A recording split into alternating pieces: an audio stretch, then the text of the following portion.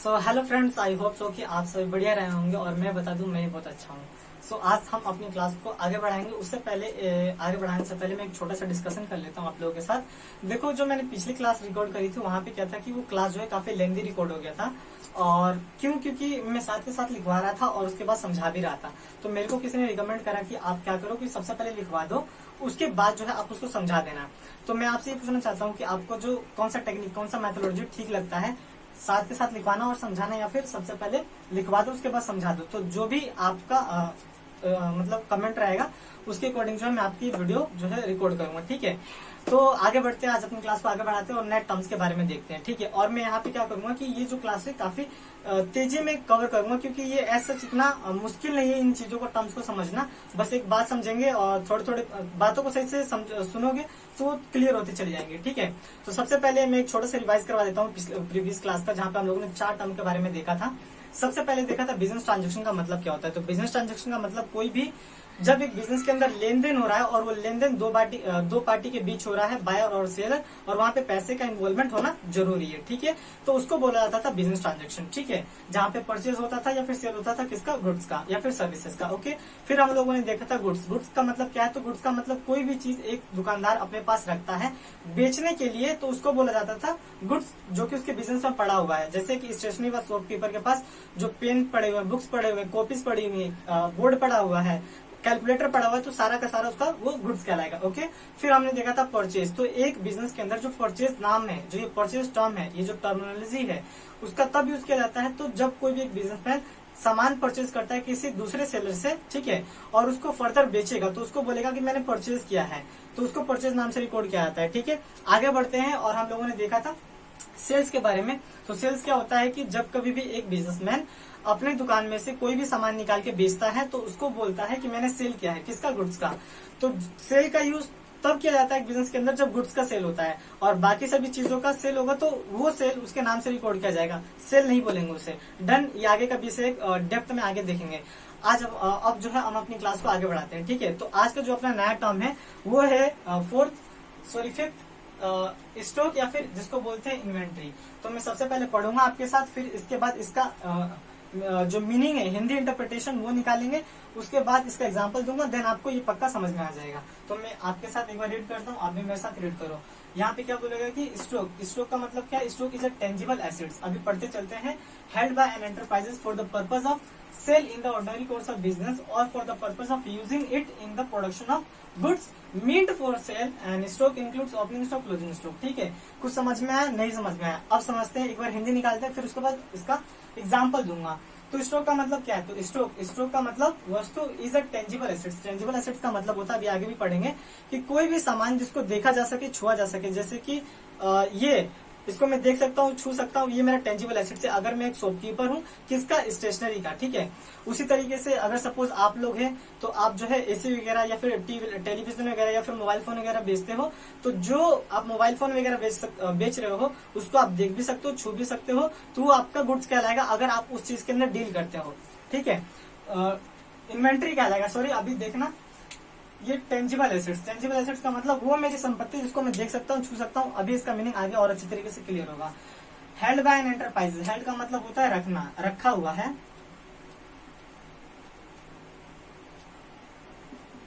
Bye an enterprises, उद्योग के द्वारा, for the purpose of sale, sale करने का पर्पज से। और कहाँ सेल किया जाएगा, तो इन the ordinary course of business, जो नॉर्मल ऑपरेशन चल रहा है बिजनेस का, उसमें सेल किया जाएगा।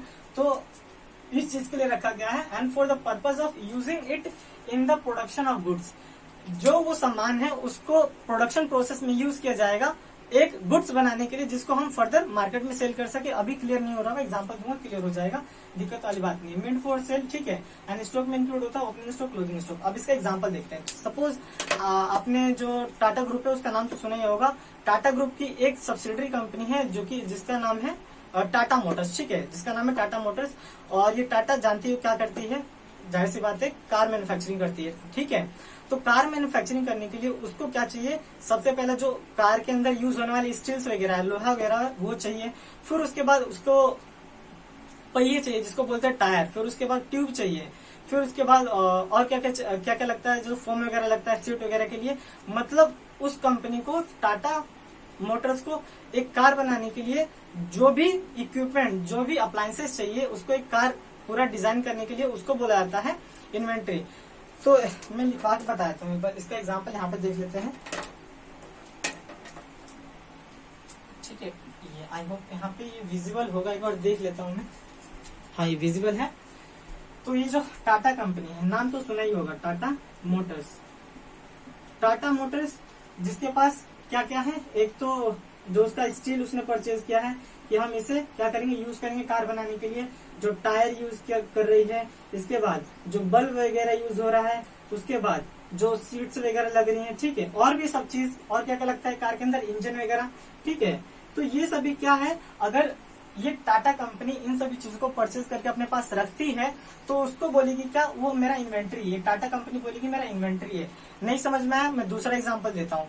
सपोज एक जो है फर्नीचर बनाने वाली कंपनी है, ठीक है। तो यहाँ पे क्या है, एक फर्नीचर बनाने वाली कंपनी, फर्नीचर मैन्युफैक्चरिंग कंपनी, ठीक है। कौन सी कंपनी का नाम ले लो, कोई सी भी कंपनी नाम ले लेते हैं। जैसे हो गया अपना कौन सी, विप्रो इंटीरियो, ठीक है, फर्नीचर मैन्युफैक्चरिंग करती है। तो ये जो विप्रो इंटीरियो है, विप्रो इंटीरियो है क्या करती है, ये एक फर्नीचर बनाती है, ठीक है, फर्नीचर मैन्युफैक्चरिंग कंपनी है। तो इसके बारे में बात करते हैं कि ये अपने किस किस चीज को जो है गुड्स बोलेगी। तो ये जो कंपनी है, कोई भी सामान इसने परचेज किया है जिसका ये यूज करेगी फर्नीचर बनाने के लिए, उसको गुड्स बोलेगी, ठीक है। जैसे इसने लकड़ी परचेज किया, ठीक है, लकड़ी परचेज किया जिसको बोलते हैं टिम्बर, टिम्बर परचेज किया। जो इसने नेल्स वगैरह यूज किया है, मतलब कील वगैरह, उसके बाद जो इसने फेविकॉल परचेज किया है, तो ये सारा का सारा जो है इसका गुड्स कहलाएगा, ठीक है। तो ऐसे समझ सकते हैं कि कोई भी चीज, अगर सपोज आपको फोन वगैरह बनाना है, आपका काम जो है फोन बना के बेचना है, तो फोन बनाने के लिए मुझे क्या क्या चाहिए, वो जो भी सामान मैं अपने पास परचेज करके लेके आता हूँ, खरीद के लेके आता हूँ, कि मैं उससे एक फोन बनाऊंगा, फिर उसको बेचूंगा, वो सारा का सारा मेरा इन्वेंट्री कहलाएगा, ठीक है। अब बात करते हैं यहाँ पर, क्लियर हुआ ना, डन, क्लियर हुआ यहाँ से, ठीक है। अगर नहीं समझ में आया होगा तो बता देना एक बार, फिर जो है इसके ऊपर मतलब धीरे से क्लास रिकॉर्ड करूंगा, ठीक है। और वहां पे मैं बता भी दूंगा क्या होता है गुड्स का मतलब। आई होप कि इतनी बड़ी बात नहीं कि समझ में नहीं आई होगी, ठीक है। अब इसके बारे में बात करते हैं। यहाँ पर ये इन्वेंट्री जो है 3 तरीके का होता है, 1 मिनट, 3 तरीके का होता है इन्वेंट्री को यहाँ पे 3 पार्ट में डिवाइड किया गया है। आप जो है सबसे पहले ये लिखो, उसके बाद ये एग्जाम्पल लिख सकते हो अपने मेमोरी को याद, मतलब कि सब चीज को याद रखने के लिए कि इन्वेंट्री किसको बोला जाएगा। मैं यहाँ पे क्या करता हूँ कि जो अपना इन्वेंट्री है उसको 3 पार्ट में कैटेगराइज किया जाता है। जो इन्वेंट्री है, एक मिनट आराम से लिख लेता हूँ।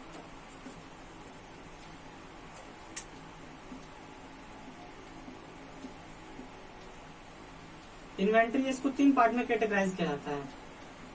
एक को बोलते हैं रॉ मटेरियल, एक को बोलते हैं वर्क इन प्रोग्रेस। अभी क्लियर हो जाएगा ये क्या है क्या नहीं है, ठीक है, वर्क इन प्रोग्रेस। और एक को बोलते हैं फिनिश गुड्स, ठीक है। तो सबसे पहले समझते हैं, अभी जो हम लोगों ने एग्जांपल लिया था टिम्बर वाली कंपनी का, ठीक है, टिम्बर वाली नहीं, फर्नीचर वाली कंपनी का, विप्रो इंटीरियो, ठीक है।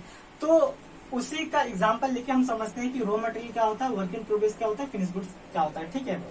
तो रॉ मटेरियल का कोई भी चीज, कोई भी कंपनी परचेज करती है और वो अभी उसके ऊपर कोई प्रोसेस नहीं हुआ, कोई काम नहीं हुआ, सिर्फ और सिर्फ परचेज करके लाके रख दिया गया है कि उसका हम यूज करेंगे प्रोडक्ट को बनाने के लिए। जैसे कि हमने एग्जांपल लिया था अभी, कौन सी कंपनी का, विप्रो इंटीरियो।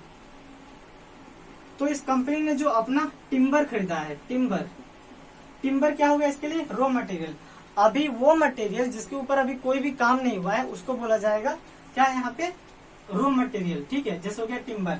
फिर बात करते हैं वर्क इन प्रोग्रेस की। अब वर्क इन प्रोग्रेस का मतलब क्या है, तो ऐसे समझेंगे कि जो हमारा टिम्बर था, वो टिम्बर को हम लोगों ने कई पार्ट्स में जोड़ दिया। मतलब एक फर्नीचर बनाने के लिए जाहिर सी बात है कई सारे टिम्बर्स की रिक्वायरमेंट होगी, तो फर्नीचर को हम लोगों ने आपस में जोड़ दिया, तो उसको बोला जाएगा वर्क इन प्रोग्रेस। ऐसा समझ सकते हैं ना कि देखो फर्नीचर मतलब पूरी तरीके से बन के तैयार है, अभी सेलेबल कंडीशन में नहीं आया है, ठीक है। अभी क्या करना है, उसके ऊपर पॉलिश वगैरह बाकी है। पॉलिश वगैरह बाकी का मतलब कि अभी उसको एक फिनिशिंग देने के लिए काम बाकी है, तो जो फिनिशिंग देने के लिए काम बाकी होगा उसको बोला जाएगा वर्क इन प्रोग्रेस। इसको हम बोल सकते हैं half made furniture, half made furniture, ठीक है। और ये फिनिश गुड्स क्या हो गया, तो मतलब एक फिनिश फर्नीचर, दिख रहा होगा ना भाई, फिनिश फर्नीचर विच इज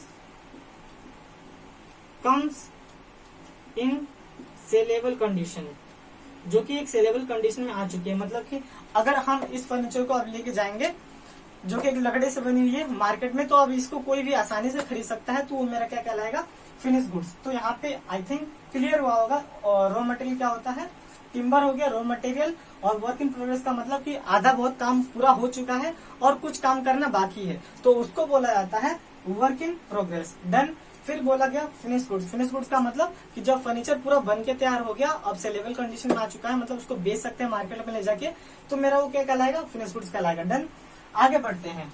अब यहाँ पे हम लोगों ने इसी स्टॉक या फिर इन्वेंट्री के अंदर दो बातें देखा था, क्या कि एक को बोलते हैं ओपनिंग स्टॉक और एक को बोलते हैं क्लोजिंग स्टॉक। अब ये क्या होता है इसको समझते हैं, एक बार इसका मतलब देख लेते हैं क्या है। तो stock held at the beginning of the year and stock held at the end of the year.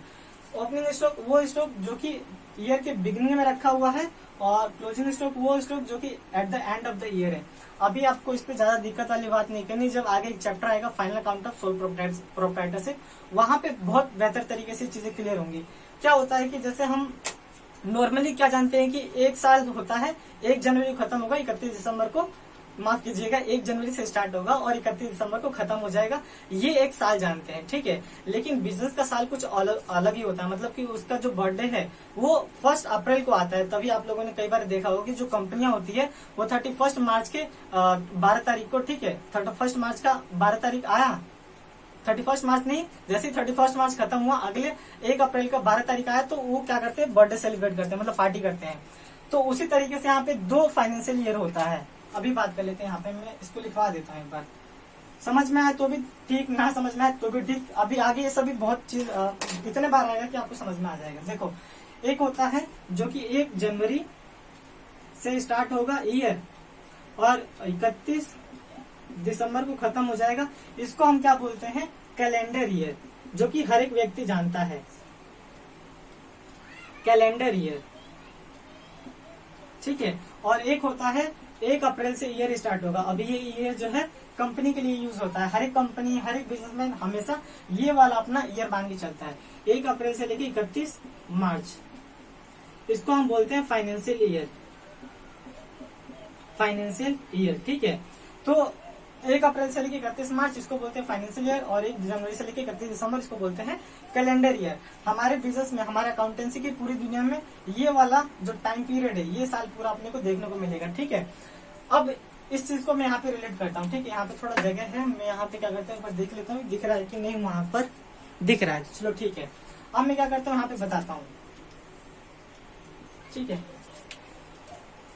जो हमारा ईयर स्टार्ट होता है बिजनेस के अंदर, वो ईयर स्टार्ट होता है 1 अप्रैल 2022 बोल देते हैं, कोई भी साल हो सकता है, ठीक है। और ये हमारा एंड हो जाता है 31 मार्च 2022 को, ठीक है।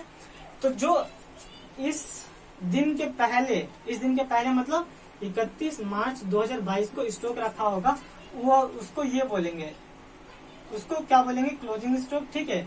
और यहाँ पे जो स्टॉक है, मतलब कि ऐसे समझ लो ना यार, क्यों इतना चैन करना, ये वाला जो स्टॉक हो गया ना 1 अप्रैल 2022 को, इस स्टॉक को बोला जाएगा अपना ओपनिंग स्टॉक, ठीक है। और ये जो 31 मार्च को स्टॉक है उसको बोला जाएगा क्लोजिंग स्टॉक। बात समझ में आई तो भी ठीक, नहीं आई तो भी ठीक, ये इतने बार आएगा कि आपको क्लियर हो जाएगी। और दोबारा से बोल देता हूँ कि देखो, ईयर स्टार्ट होता है हमारा कब से, 1 अप्रैल से, 1 अप्रैल 2022 मैंने ले लिया, कोई भी ईयर हो सकता है। और ये एंड हो जाता है हमारा ईयर 31 मार्च 2022 को। तो जो 1 अप्रैल 2022 को मेरे पास स्टॉक रखा हुआ होगा, मतलब कि हमको क्या करना होता है कि हमारा धंधा बंद करना होता है, कि ये जानने के लिए कि हमने प्रॉफिट और लॉस कमाया, ठीक है। तो इसके लिए हम क्या करते हैं, हर एक 31 मार्च को अपना फाइनेंशियल अकाउंट बनाते हैं, जिससे पता चलता है कि हमने प्रॉफिट कमाया फिर लॉस कमाया। तो यहाँ पर जितना भी मेरा स्टॉक होगा उसको बोलेंगे क्लोजिंग स्टॉक, और इसके बाद जो अगला दिन आएगा कौन सा 1 अप्रैल, उसको बोला जाएगा ओपनिंग स्टॉक। ठीक है, तो ऐसे करके आप कर सकते हो। ठीक है, डन। आगे देखेंगे, समझ में आया तो भी ठीक, नहीं आया तो भी ठीक। आगे बढ़ते हैं। अब इसके बाद बात करते हैं हमारा परचेज रिटर्न, या फिर इसी को हम बोलते हैं रिटर्न आउटवर्ड। ये एक प्यारा वर्ड है, रिटर्न आउटवर्ड। दिक्कत होती थी मुझे भी, लेकिन बाद में सुलझ गया। परचेज रिटर्न का मतलब क्या होता है? तो परचेज रिटर्न का मतलब होता है कि जब एक खरीदा हुआ सामान इसको रिटर्न कर दिया जाए। इसको एक बिजनेस से रिलेट करते हैं। सपोज कोई एक बिजनेसमैन है, आप ही की एग्जांपल ले लेते हैं। आप जो है सपोज कुछ भी कार बेचते हो, ठीक है, और कार बेचते हो, आपने क्या किया, अलग अलग कंपनी से कार परचेज किया, और कार परचेज किया किस पर्पज से, उसको बेचूंगा, ठीक है, तो आपका गुड्स कहलाएगा। ओके, तो आपने क्या किया कि एक कंपनी का आपने कार परचेज किया, कंपनी का नाम कोट नहीं करेंगे, तो उस कंपनी की कार में क्या हुआ कि कुछ डिफेक्टिव निकल गया, मतलब कि वो कार जो ठीक तरीके से काम नहीं कर रही थी, उसके बल्ब वगैरह ठीक से काम नहीं कर रहे थे, कोई भी उसके अंदर डिफेक्टिव आए, तो आप क्या करोगे, जाहिर सी बात है उसको अपने पास थोड़े ना रखोगे। जिस कंपनी की कार से परचेज किया था उसको वो रिटर्न कर दोगे। तो उसी तरीके से कोई भी एक बिजनेसमैन अपने बिजनेस के अंदर सामान परचेज करके लेके आता है, और उसके अंदर कुछ भी डिफेक्टिव निकल जाता है, या फिर उसकी क्वालिटी उतनी ठीक नहीं होती है, या फिर जो फीचर चाहिए थे वो फीचर उसके अंदर नहीं है, तो वो क्या करेगा, वो उस चीज को रिटर्न कर देगा। तो उसको बोला जाता है परचेज रिटर्न। एक बार इसको पढ़ते हैं और समझते हैं। गुड्स परचेज, हाँ, गुड्स परचेज में भी रिटर्न, जो गुड्स परचेज किया उसको रिटर्न भी किया जा सकता है टू सेलर, किसको, बेचने वाले को, फॉर एनी रीजन, किसी भी कारण से हम कह सकते हैं क्या, दे आर डिफेक्टिव। डिफेक्टिव का मतलब कुछ खराबी है उसके अंदर।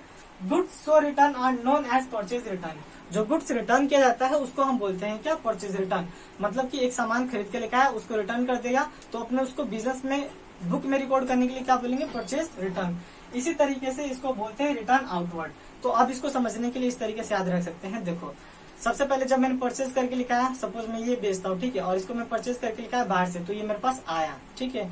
अब इसके अंदर कुछ डिफेक्टिव है, इसका इंक जो है काम नहीं कर रहा, मतलब ये जो निप है वो काम नहीं कर रहा। अब मैं इसको रिटर्न करने जा रहा हूँ, तो ये कहाँ जा रहा है, मेरे से बाहर जा रहा है, बाहर जा रहा है, आउटवर्ड हो रहा है। तो मैं क्या कर रहा हूँ, रिटर्न कर रहा हूँ आउटवर्ड। तो इस तरीके से हम जो है इसको रिकॉल कर सकते हैं, याद रख सकते हैं। तो इसी तरीके से इसको परचेज रिटर्न के साथ साथ रिटर्न आउटवर्ड भी बोला जाता है। Done done.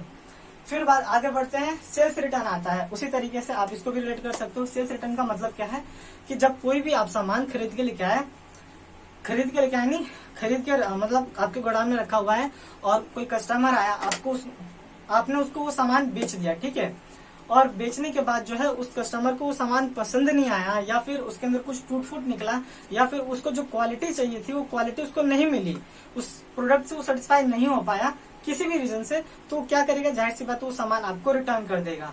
तो उसी चीज को एक बिजनेस के अंदर रिकॉर्ड करने के लिए हम किस नाम से उसको रिकॉर्ड करेंगे, तो उसको बोला जाता है यहाँ पर सेल्स रिटर्न, या फिर इसी का जो दूसरा नाम है उसको बोलते हैं रिटर्न इनवर्ड। अब रिटर्न इनवर्ड को किस तरीके से याद रख सकते हैं, उसी तरीके से जैसे कि मैंने ये क्या किया, बेचा, ठीक है, बेचा था तो मेरे पास से बाहर गया था, ठीक है, बाहर गया था। अब क्या हो रहा है, ये मेरे पास दोबारा आ रहा है, दोबारा आ रहा है, तो मैं इसको बोलूंगा क्या, इनवर्ड, और इसके साथ मैंने ऐड कर दिया क्या, रिटर्न, तो आ जाएगा रिटर्न इनवर्ड। तो इस तरीके से याद रख सकते हैं, मतलब बेचा हुआ सामान दोबारा वापस आ जाए बिजनेस के अंदर, सेल्स रिटर्न, और खरीदा हुआ सामान एक बिजनेस से बाहर चला जाए, परचेज रिटर्न। यहाँ पे इसका डेफिनेशन देख लेते हैं। सेल्स रिटर्न का मतलब द गुड्स सोल्ड, जो गुड्स बेचा गया है, व्हेन रिटर्न, जब रिटर्न हो जाता है बाय द परचेजर, जिसने भी वो सामान खरीदा, आर टर्म है सेल्स रिटर्न और रिटर्न इनवर्ड। उसको हम क्या बोलते हैं, सेल्स रिटर्न या फिर रिटर्न इनवर्ड बोला जाता है, ठीक है। ये चीजें क्लियर हुई होंगी, ठीक है। अब क्या करते हैं, इसको मैं रफ करता हूँ, उसके बाद हम जो है आगे फर्दर बढ़ते हैं, दूसरे टर्म के बारे में बात करते हैं। हाँ, तो अब आगे बढ़ते हैं और एक बहुत प्यारे से टर्म के बारे में जानने की कोशिश करते हैं, जिसका नाम है डेटर, ठीक है। जो टर्म क्या है, डेटर, ओके। तो इसको सबसे पहले पढ़ने से पहले आओ एक एग्जांपल देखते हैं, उसके बाद जो है इसको पढ़ेंगे, समझेंगे। तो मैंने आपको बताया था कि जब कभी भी बिजनेस के अंदर गुड्स की बात आती है, तो गुड्स का लेन देन, मतलब गुड्स का जो चीज है वो दो ही चीजों के कारण अराइज होगा। कब, या तो गुड्स को बेचा गया हो, या फिर गुड्स को सेल किया गया हो। तो अभी बेचने को साइड रखते हैं, अभी जो है सेल करने की बात करते हैं, सेल करने की, ठीक है। तो मैं आप ही का एग्जांपल ले लेता हूँ, ठीक है। तो आपने क्या बेच रहा था, क्या बेच रहे थे, सॉरी, तो आप बेच रहे थे क्या, एसी बेच रहे थे, ठीक है। एसी बेच रहे थे। तो अब मैं आपको इस एग्जाम्पल के साथ रिलेट करवाता हूँ। आप क्या बेच रहे थे? तो एसी बेच रहे थे। तो एसी का बेचना दो तरीके से होता है। एसी का बेचना ही नहीं, किसी भी चीज का बेचना भाई, तो दो तरीके से होता है। एक तो कैश सेल और एक क्रेडिट सेल। कैश सेल का मतलब क्या है कि जब सामान को हम कैश में बेचते हैं, मतलब कस्टमर आया, पैसा लेके आया, सामान लेके गया, एसी लेके गया, तो उसको बोलते हैं कैश सेल। लेकिन अब यहाँ पे क्या होगा कि जब कैश सेल हो गया तो यहाँ पे आपका और कस्टमर का जो नाता है खत्म हो गया। मतलब कि आपको ना तो उसे कुछ देना है और ना ही लेना है। जो उसको लेके जाना था लेके चला गया और आपको जो लेना था ले लिए, ठीक है। तो यहाँ पे जब सेल हो जाता है उसके बाद कोई भी रिलेशनशिप एग्जिस्ट नहीं करता, ठीक है। रिलेशनशिप नॉट एग्जिस्ट, ठीक है। लेकिन व्हाट अबाउट द वो व्यक्ति जिसको हमने क्रेडिट पे बेचा है। क्रेडिट पे बेचने का मतलब उधारी बेचना होता ही अक्सर बिजनेस में। जाहिर सी बात है, अगर कोई भी पर्सन उधारी नहीं बेचेगा तो उसका धंधा सही तरीके से नहीं चलेगा, ठीक है। तो जब कभी भी एक बिजनेस के अंदर से किसी भी व्यक्ति को उधार माल बेचा जाता है तो उस व्यक्ति को किस नाम से रिकॉर्ड किया जाएगा एक बिजनेस के अंदर, ठीक है। तो उस व्यक्ति को क्या बोला जाएगा? क्रेडिट का मतलब होता है उधार बेचना, ठीक है। तो उस व्यक्ति को बोला जाता है यहाँ पर डेटर, है ना प्यारा नाम, डेटर। अब ये डेटर मतलब वो व्यक्ति जिसको उधार माल बेचा गया उसको बोला जाएगा क्या? डेटर। जैसे अभी गर्मी का मौसम चल रहा है, मैं आपके दुकान पे आया, आप एसी बेचते हो, तो मैंने बोला, आपने मुझे बुलाया सबसे पहले देख के कि हाँ ये तो मेरे टीचर जो हमें पढ़ाई करते थे, तो आपने बुलाया, बोला कि भाई यहाँ से हमें हमारे पास से जो है एसी परचेज करके लेके जाओ, घर में लगाना और मजे करना, ठीक है। गर्मी का मौसम ही चल रहा है। तो मैं आया आपके दुकान के पास और आपने बहुत सारे एसी दिखाया, लेकिन मेरे पास इतना बजट नहीं था कि मैं उस एसी को परचेज कर सकूं। तो आपने बोला कि कोई बात नहीं, आप जो है अभी ले जाके एसी यूज करो, जब आपके पास पैसे होगा तो क्या करना कि आप हमें आके पेमेंट कर देना। तो जो आपने मुझे वो एसी बेचा उधारी में, तो आप जो मेरे को कहीं ना कहीं रिकॉर्ड करोगे ना अपने बुक में कि मैंने भाई को बेचा है एसी, तो किस नाम से रिकॉर्ड किया जाएगा? तो बोला जाएगा, मेरा नाम तो लिखा ही जाएगा लेकिन उसको बोला जाएगा डेटर। अब क्या होता है कि कंपनी जो है जिस पर्सन को भी क्रेडिट पे गुड्स को बेचती है उसका एक लिस्ट बना देती है, और वो लिस्ट को जिस नाम से मतलब बुक के अंदर रिकॉर्ड किया जाता है उसको बोलते हैं सेल्स बुक। अभी आगे का विषय है सेल्स बुक क्या होता है। तो एक बुक होता है जहाँ पे एक कंपनी, एक बिजनेस जिन जिन व्यक्ति को उधार माल बेचती है उसका नाम रिकॉर्ड करती है। तो मेरा नाम जो है उस बुक के अंदर रिकॉर्ड कर दिया जाएगा, ठीक है। अब है क्या, किस नाम से? तो जो भी नाम है और उसको बाद में डेटर बोल दिया जाता है। अभी किस तरीके से होगा तो उसको देखेंगे। तो डेटर कौन है? तो जिसको भी कंपनी ने, बिजनेस ने, आपने उधारी माल बेचा उसको बोला जाएगा डेटर, ठीक है। अब जो है आपने बोला था कि भाई 3 महीने के बाद जो है आके आपने पेमेंट कर देना है, ठीक है। तो मैंने बोला ठीक है पेमेंट कर दूंगा। एसी लेके चला गया और एसी लगा के अपने घर पे मजे कर रहा हूँ बहुत, ठीक है। समय बीतता गया, ठीक है। तो 3 महीने हो चुके हैं। अब 3 महीने हो चुके हैं, आप मेरे पास आए और बोले कि भाई जो हमने आपको एसी दिया था उसका पैसा पेमेंट कर दो, ठीक है। तो मैंने बोला कि आप कौन हो, मैं नहीं पहचानता आपको। तो आपने बोला कि आपने हमसे एसी ले गए थे उधारी पे, तो हमने आपको एसी बेचा था। तो मैंने बोला मैं आपको नहीं जानता, मैं आपको कोई पेमेंट नहीं करूंगा।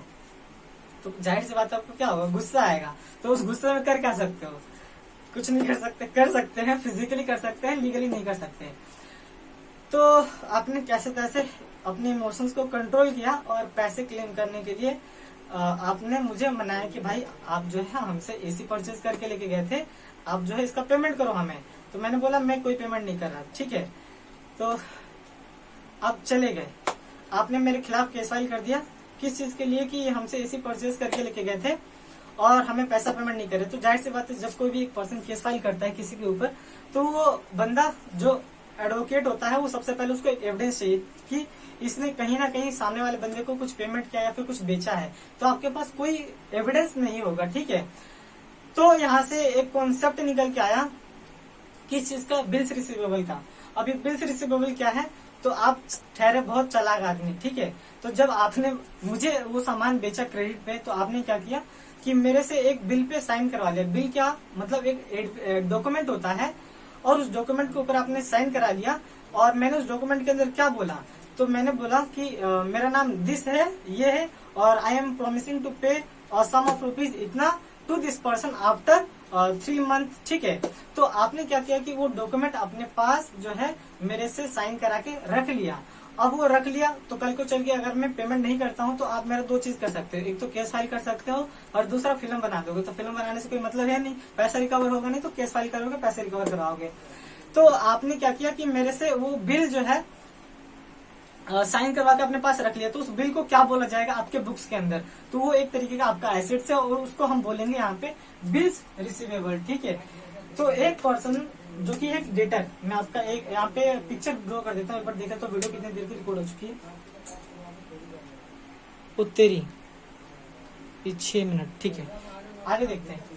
सपोज आप ये हो, ठीक है, आपको अच्छा बनाता हूँ और मैं ये हूँ, ठीक है, चलो मैं भी अच्छा हो जाता हूँ। ये आप लोग हो जो आप एसी बेच रहे हो और मैं ये क्या लिख लेता हूँ, मैं अपना नाम लिख देता हूँ, नाम चलो लिख देता हूँ, ठीक है। ये मैं हूँ, आपने मुझे एसी बेचा और मैंने पेमेंट नहीं किया, तो आपने क्या किया, मेरे को एक बिल दिया और उस बिल को मैंने क्या किया, उस बिल को मैंने साइन किया कि भैया मैं इस बिल के अगेंस्ट इस पर्सन को इतने रुपए इतने टाइम के बाद पेमेंट करने का वादा करता हूँ। तो मैं इधर से जो बिल आया था, इस बिल के ऊपर मैंने अपना साइन किया और साइन करने के बाद इनको मैंने ये रिटर्न कर दिया, ठीक है। अब ये बिल आपके पास आ चुका है। अब जो आपका अकाउंटेंट होगा वो अकाउंटेंट इसको अपने बुक में किस नाम से रिकॉर्ड करेगा, तो बिल्स रिसीवेबल। अब जो है बातें क्लियर हो जाएंगी अगर मैं इसको एक बार रीड करवा दूं, ठीक है। तो डेटर का मतलब समझते हैं। सबसे पहले डेटर का मतलब क्या होता है, तो debtor is a person, debtor वो व्यक्ति है, डेटर वो व्यक्ति है और एन एंटिटी, कोई भी बिजनेस, मतलब जाहिर सी बात है लोगों को थोड़ी ना उधार बेचा जाता है, धंधे को भी बेचा जाता है। तो और एन एंटिटी हु ओज का मतलब होता है कर्जदार, जिसको कर्ज देना है, ठीक है। Who owes amount to the enterprises against credit sale of goods, जिसने क्रेडिट सेल किया है। यहाँ पे आपने क्रेडिट सेल किया था ना, और किसको बेचा, मुझे बेचा, और मेरे जगह पे अगर किसी एक बिजनेस को बेचा होता यही सेम ऐसी, तो वो यहाँ पे डेटर हो गया होता। Done sale of goods and और सर्विसेज रेंडर्ड, जो सर्विसेज रेंडर करते हो। सपोज आप एक प्रोफेशनल हो, आप जो है एक चार्टर्ड अकाउंटेंट हो, आप जो है मुझे किस चीज की सर्विसेज दिए, सपोज फाइनेंशियल कंसल्टेंसी दिया, ठीक है, कि आपको अपने फाइनेंस को इस तरीके से मैनेज करना चाहिए, यहाँ पे इन्वेस्टमेंट करोगे तो आपको ज्यादा रिटर्न मिलेगा। तो आपने मुझे कंसल्ट किया, तो कंसल्ट करने के बदले में जिस टाइम पे आपने मुझे कंसल्ट किया उस टाइम पे मैंने आपको पेमेंट नहीं किया, तो मैं आपका डेटर बन गया, बाद में पेमेंट करूंगा। तो आपने मुझे वो सर्विसेज दिया, ठीक है। गुड्स आगे बोला जाता है, यहाँ पे फुल स्टॉप है, goods when sold to a person on credit that person is called a debtor. जब कभी भी एक व्यक्ति को एक बिजनेस से सामान उधारी बेचा जाता है तो उस पर्सन को बोला जाता है डेटर। Okay okay. इसके बाद इसी से एक कॉन्सेप्ट निकल के आया बिल्स रिसीवेबल। अब बिल्स रिसीवेबल क्या है, तो bills means a bill of exchange, एक बिल ऑफ एक्सचेंज, इसके ऊपर पूरा एक चैप्टर है, मजा आएगा बहुत पढ़ने में। एक्सेप्टेड बाय अ डेटर, जो कि एक डेटर एक्सेप्ट करता है, तो एक्सेप्टेंस मैंने दिया था ना, ये आपने जो है बिल मुझे दिया और उस बिल को मैंने साइन किया, फिर उसको रिटर्न कर दिया। तो यहीं पे बोला गया कि bill means a bill of exchange accepted by a debtor, the amount of which be received on the specific date. इसका एक टाइम लिमिट होता है कि इतने टाइम के बाद जो है मैं आपको पेमेंट करूंगा, तो वही बोल दिया गया कि स्पेसिफिक डेट के बाद जो है आपको पेमेंट कर देना होगा, ठीक है। अब इसी चीज को अगर एक बिजनेस के अंदर एक वर्ड आएगा, टर्मिनोलॉजी आएगी, जिसको बोला जाता है ट्रेड रिसीवेबल। यहीं पे समझ लेते हैं, trade receivable, RECEIVAVLE, trade receivable. इसका मतलब क्या है, तो इसका मतलब है कि जब ये जो डेटर है और जो बिल्स रिसीवेबल वाले पर्सन है, डेटर प्लस बिल्स रिसीवेबल, इन दोनों को हम ऐड कर देते हैं तो हमारा बच जाता है क्या, ट्रेड रिसीवेबल, ठीक है। डेटर कौन होता है, वो व्यक्ति जिसको उधार माल बेचा गया, ठीक है, तो उसको उससे बिल एक्सेप्ट नहीं करवाएगा तो उसको बोलते हैं डेटर।